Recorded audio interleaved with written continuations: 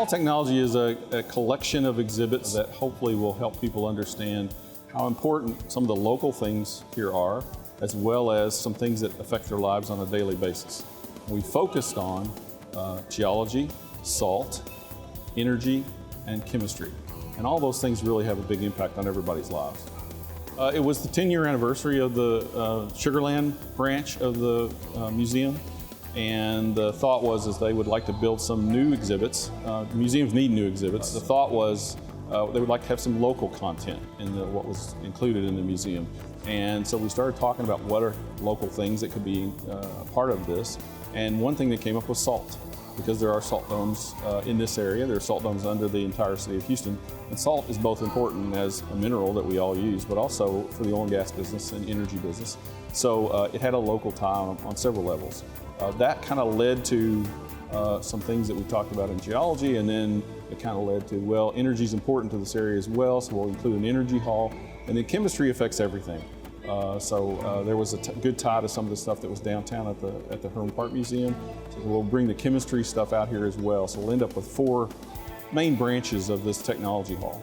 The technology that's involved in all 4 of these things are very important and very complex. One of the highlights really is the periodic table. It's a large wall-sized periodic table. It has all the elements. And in each one of the glass boxes, there's actually a little sample, except for the radioactive ones, which couldn't do those. The energy part, we really tried to make a cross-sectional view of all the different electrical generation processes. The Hall of Geology has some real interesting exhibits. One is called Sands Across Texas, where we're actually talking about how rocks break down in Central Texas and how that material ultimately ends up in the Gulf of Mexico. The other thing is there's a description of the elements that are in a smartphone.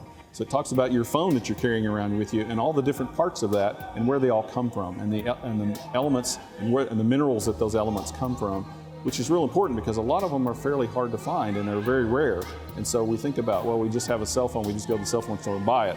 All the parts that go to make that are described there. It really is an interesting description of how your phone is put together. We have a large salt dome model.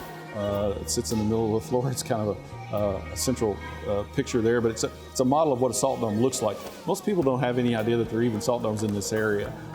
So it's going to give you a picture of what one of those things looks like under the ground, and that you're walking and driving across every day that you don't even know is there. The museum's hope is that we create curiosity in people, that they come here and they see things that whet that curiosity, and that they actually say, I want to go and find out more about that.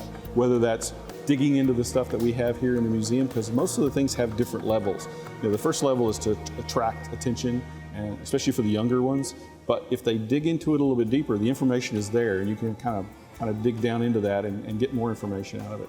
If you take that away with you, and it creates a curiosity in you that you can develop later on, or even immediately, but hopefully even later on. Hopefully we're creating the future scientists, because that's important.